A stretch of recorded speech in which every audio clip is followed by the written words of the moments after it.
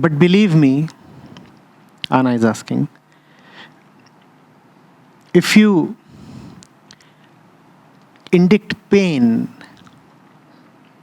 100,000, a million times, if you inflict wounds that cannot heal, even though the next moment you no longer know what you did, the great man suffers for your misdeeds in your place, not because these misdeeds are great, but because they are petty. I'll repeat. The great man suffers for your misdeeds in your place, not because your misdeeds are great, but because they are petty. So she says, we hear about the suffering of the common man extensively, but less of the suffering of the great man. Acharya, will you kindly clarify how the great man's suffering for our petty misdeeds manifests? Thank you. No, Anna. He does not really suffer.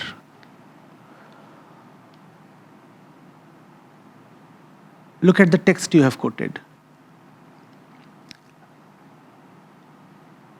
He suffers for your misdeeds, not because the misdeeds are great, but because they are petty. Actually, they are both great and petty, your misdeeds. Great from the perspective of the little man. If you are little, then anything is relatively big for you, is it not? So even your misdeeds are very big in your own personal frame of reference. Don't you see what people do? They feel so guilty sometimes. They even commit suicide. Oh, I'm such an evil man. Oh, I'm such a sinner. It is arrogance of a kind. When you say, oh, I'm such a great sinner, you have ascribed greatness to yourself. You are so little, even your sins are bound to be little. When you say, I am a great sinner, you are overestimating yourself. You are not capable of doing anything great, even a great sin. So from the little man's perspective, the suffering that he inflicts on the great man is actually great. But from the great man's perspective, the suffering that he gets from the little man is little. It's the same thing. Are you getting it? When it's like a little one punching a 7-foot fellow. A 3-year-old using all his heft and all his might and all the punching prowess he has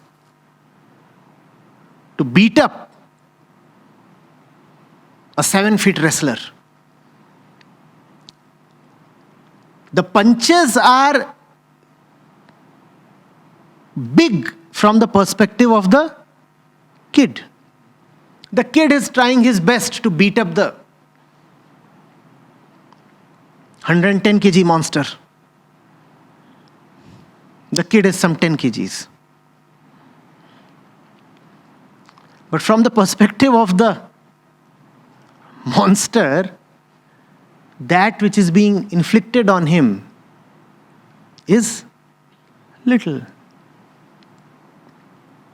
So he can willingly take it. Even if he suffers, his suffering does not come from his personal pain. The suffering comes from a sense of failure. He wanted to teach something to the little one. The little one didn't understand. The little one didn't understand, the little one got irritated, and the little one started punching the big one. Now the big one is not feeling bad because he's being punched. The big one is feeling bad because his mission has failed.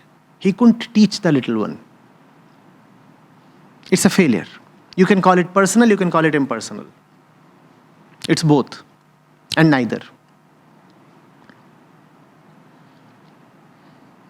Are you getting it?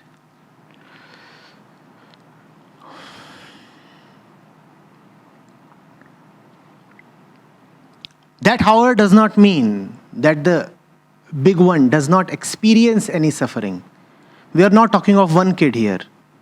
We are talking of 100 kids simultaneously beating up the wrestler. So it's a different scenario now. The big one is one. The little ones are 100 around him. Each of them is just 3-year-old, 4-year-old, or whatever, 10-year-old. But collectively, they are something. If they can't beat him up, they can at least irritate him to death. It is quite irritating. Have you experienced it? 3 or 4 of these little ones pestering you. Has it happened? Johnny, Tinky, Pinky. 3 of the little devils just chasing you for something. After a point, you just blow up your head. That's the thing.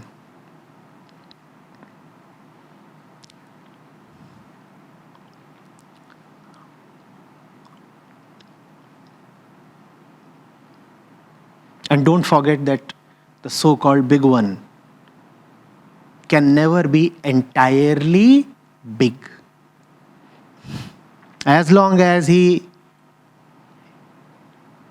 maintains a body,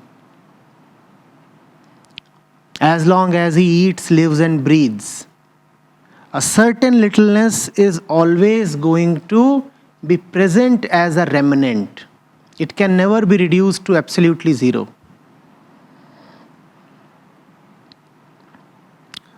So it does hurt him. He does suffer. Because the little ones are too many and their assault is for too long a time.